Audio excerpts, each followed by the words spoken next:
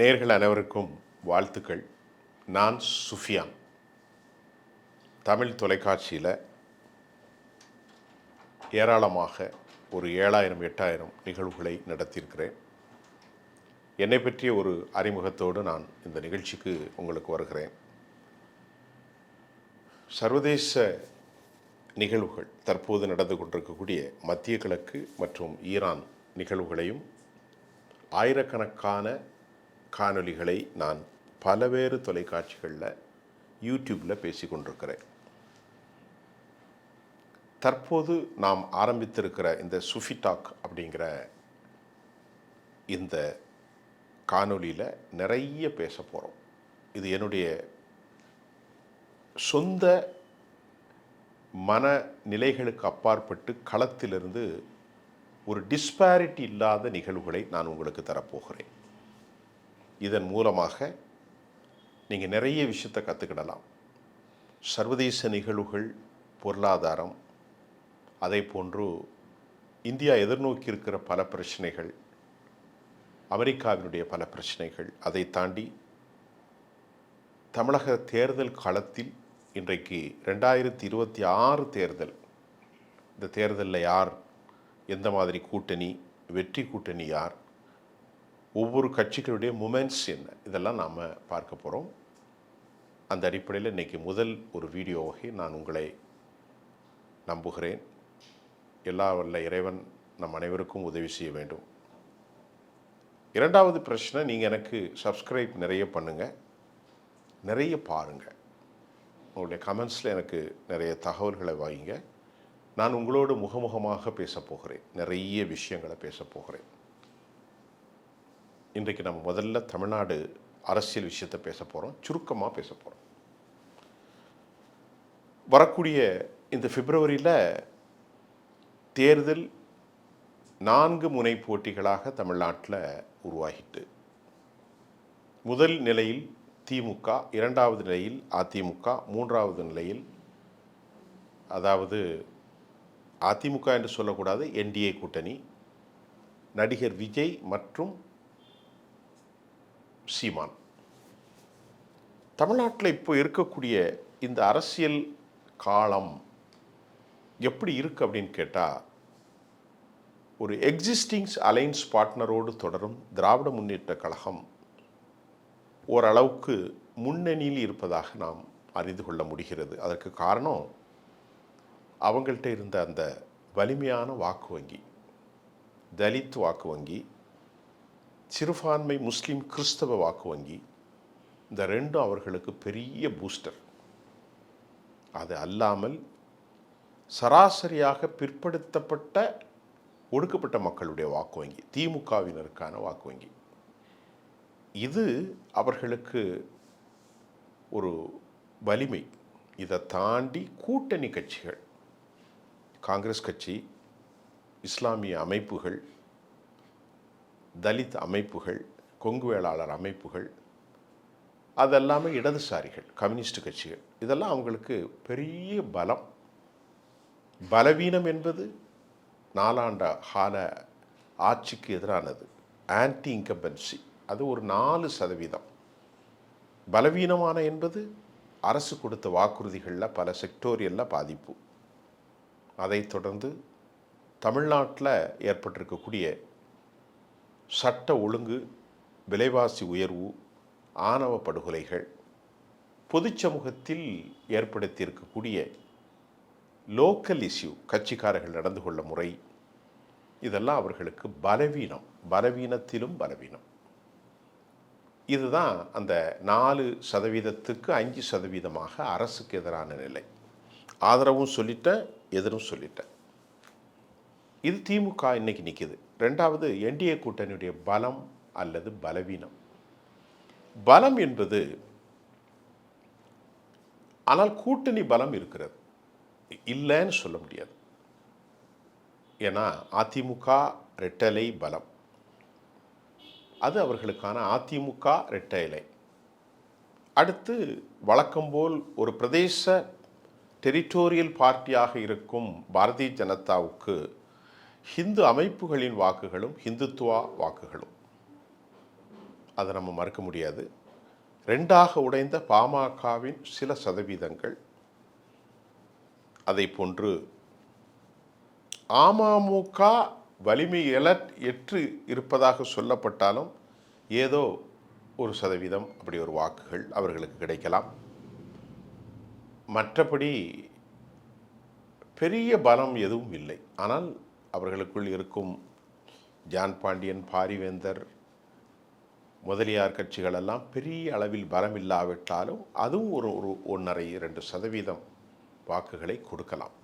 இப்போ இதுதான் அந்த கட்சியினுடைய நிலை. அப்போ அந்த பலம் கொஞ்சம் கூட இருக்கிறது. திமுகவை பார்க்கிற போது அதிமுக பலம் குறைவு. அதிமுகவினுடைய பலவீனம் என்பது எடப்பாடி பழனிசாமி மிகப்பெரிய பலவீனம். கட்சியினுடைய உண்மை தலைவர்களை, கட்சிக்காக உழைத்தவர்களை பொய்க்குற்றம் சாட்டி அவர்கள் வெளியேற்றுவது, அது அவர்களுக்கான பெரிய பலவீனம். எந்த தவறும் செய்யாத கட்சியின் உண்மையாளர்களை வெளியேற்றியது, சேர்க்க மறுப்பது, இது மிகப்பெரிய பலவீனம். எடப்பாடி ஒரு கரிஸ்மா தலைவராக இல்லாதது பெரும் பலவீனம். பாரதிய ஜனதா போன்ற ஹார்ட்கோர் இந்து தேசியவாதத்தோடு கூட்டணி அமைச்சிருப்பது பெரும் பலவீனம்.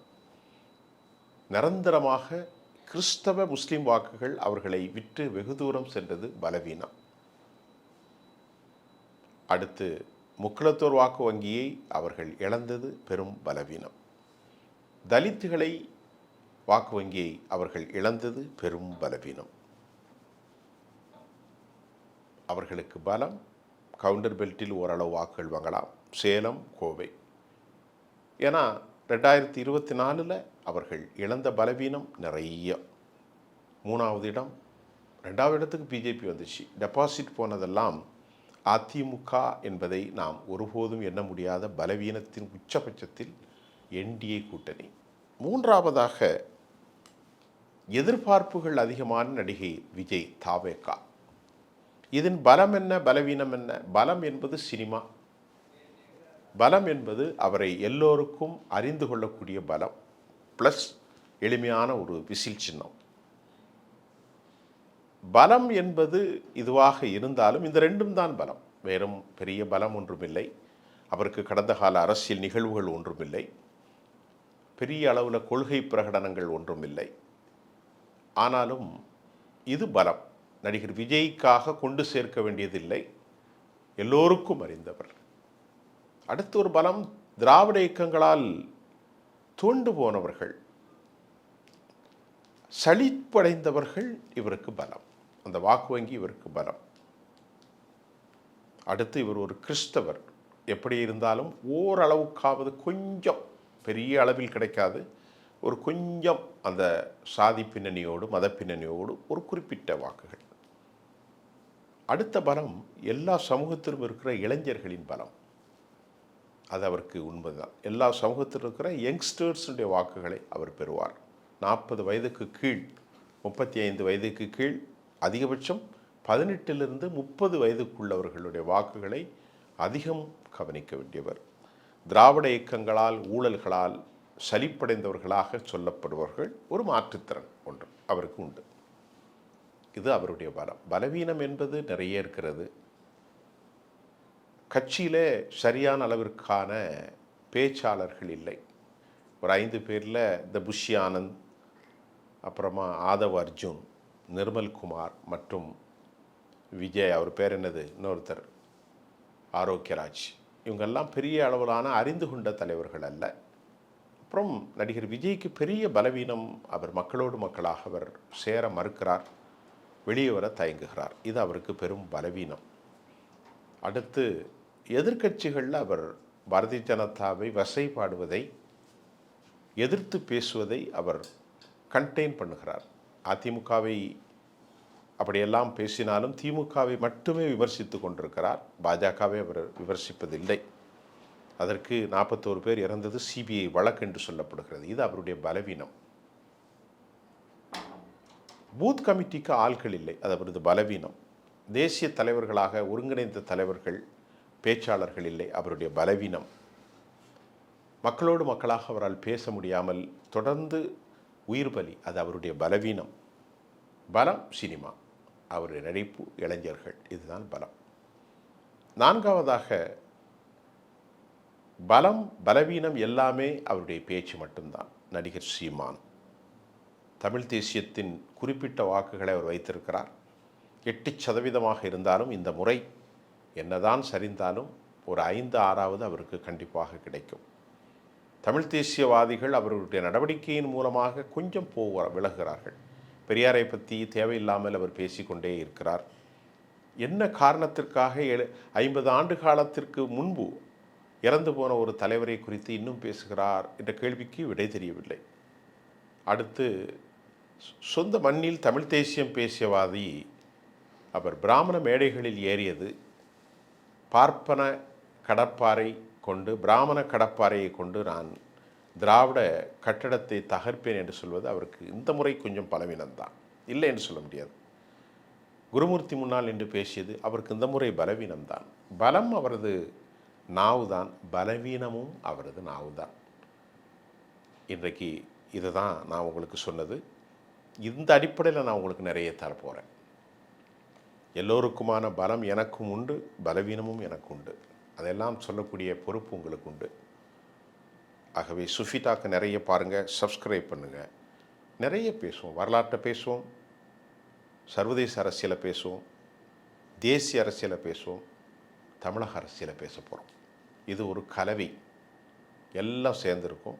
மீண்டும் இந்த முதல் வீடியோவுக்கு பின்பு அடுத்த வீடியோவோடு உங்களை நான் சந்திக்கின்றேன். நன்றி.